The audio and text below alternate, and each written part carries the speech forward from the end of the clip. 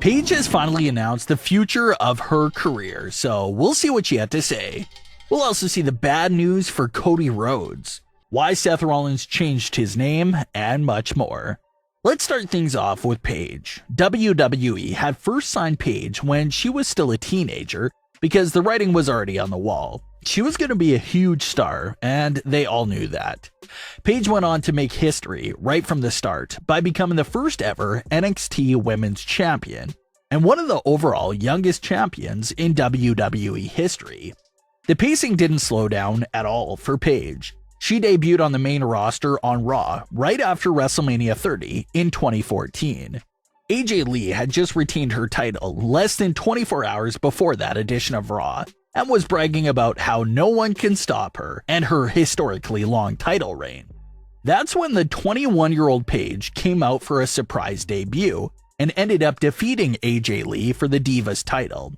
It was one of those all-time historic moments. The moment was even recreated in Paige's Life movie and is still remembered by every fan that witnessed that all go down live. So she began her main roster career with a world title in her hand on the very first night.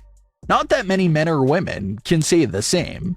Paige would continue to take the WWE by storm until 2016, where she started dealing with some injuries and even some suspensions from WWE. But she made another unexpected return to lead a new faction with Mandy Rose and Sonya Deville in 2017. Extremely unfortunate for Paige, she would suffer another career-ending injury just a few months after coming back from a career-threatening injury. Paige was used as a SmackDown GM and even as a manager for a little while before the end of her in-ring career, but hasn't been used on WWE television in any fashion since March 2020 edition of SmackDown. Paige did make it well known last year that her WWE contract would be up in the middle of 2022 and how she didn't really know what the future would hold. Well, fast forward a year later, and it looks like WWE will not be renewing Paige's contract in any fashion. Paige took to social media to post her official goodbye message to WWE and to the name Paige itself. Paige is of course WWE property, so she won't be able to go by that name anymore following her contract officially expiring. Paige noted that her last day under WWE contract will be July 7th. Paige gave thanks to WWE for taking a chance with her from such a young age. She thanked all of them for their opportunities and for finding ways to keep her around on television even after her injury. She mentioned how hard it'll be to let go of the Paige name after so long as well. She stated that she's not saying she'll never be in the wrestling ring again. She said those days are definitely coming, wherever she may return at. So it's an emotional goodbye to see Paige and WWE go their separate ways. But Paige didn't end on a sad note. She said her in-ring return days are coming, no matter what company it'll be for. The rumors and fan speculation have been running wild all year about Paige's clearance and in-ring status. Some reports from early 2022 were giving off the impression that Paige was making serious progress in regards to gaining clearance to compete again, and not to be shocked to see her return to WWE. Now obviously, that 2022 in-ring return for Paige never happened, so it's easy to write that report off as being bogus. But it's also a possibility that maybe Paige does know something about her in-ring status that no one else knows about, or is making serious progress behind the scenes. One of the latest miracle returns for women's wrestling was Nikki Bella. Nikki had this massive, career-ending neck injury, was told that there's no shot of her ever competing again, and the next thing you know, she was cleared to compete for the Royal Rumble match. Again, everyone is different. Just because Nikki Bella got cleared doesn't mean that Paige will get cleared. But it's just nice to see that other miracle returns have happened in the past, and it's nice to stay positive and optimistic. But that's the latest for Paige. WWE will let her walk freely, and fans will be left to wonder about the next time we'll see Paige inside a wrestling ring, and if she'll be competing in it herself.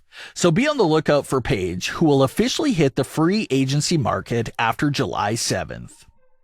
A final injury update has been released by WWE regarding Cody Rhodes.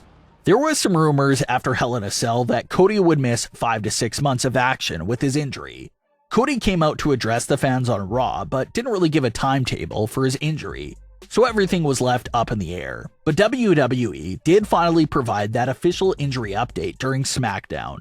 WWE said that Cody Rhodes will be sidelined for at least 9 months. So everyone was pretty much hanging around the 6-month timetable for Cody Rhodes' return.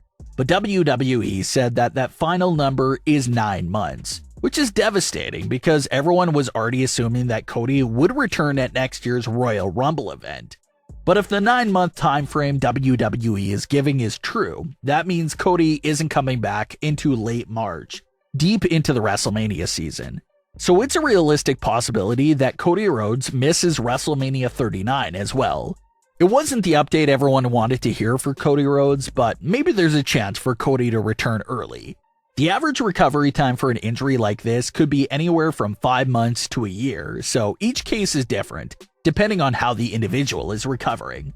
So it's going to come down to the time of recovery Cody is having, and if it's a speedy one, but then again, you don't want to rush him back and have something else go wrong, so you do have to play it pretty safe when it comes to a massive superstar like Cody Rhodes. But that's the latest on Cody Rhodes. Hopefully he's able to make a safe return before 9 months. Seth Rollins changed his name this week, and some fans were confused by it, so what's the story there? Well, the website was promoting one of WWE's upcoming shows at their venue. They listed a handful of matches, but brutally got the spelling wrong for some of the names of the superstars. They spelled Asuka's name extremely wrong, then for Seth Rollins, who was supposed to be labeled as Seth Freakin Rollins, was labeled on their site as Seth Franklin Rollins. It was a little funny typo that made the rounds amongst the wrestling community, and it looks like it eventually made it to Seth Rollins himself. He took to his official Twitter and other platforms to change his official display name to the typo of Seth Franklin Rollins. So it was just Seth's way of getting in on the fun. As far as Seth Rollins goes on Raw, he needs a new rival to feud with. Despite losing a majority of his matches in the last few feuds, Seth's stories, feuds, and character has been continuing to elevate each time. So with the Cody trilogy coming to an end and with the unfortunate Cody injury, Seth Rollins is freed up and ready to start a new program. Seth's attack did fully write Cody off, so maybe they'll still face each other deep into next year when Cody returns. But as of right now, Seth will still need someone new to feud with. John Cena is on his way back in a few weeks, so that would be an interesting feud for Seth over the summer. It's been several years since Cena and Rollins last fully worked with each other, so it would be interesting to see what mind games Seth brings up for Cena. Of course, you had the incident a few years ago where Seth Rollins accidentally broke John Cena's nose. Maybe that's something that a heel Seth Rollins can rub in Cena's face all these years later. Something like that. But what are your thoughts on today's stories? Leave your comments below. Don't forget to subscribe with all notifications on, and leave a like if you enjoyed. Thanks for watching, guys.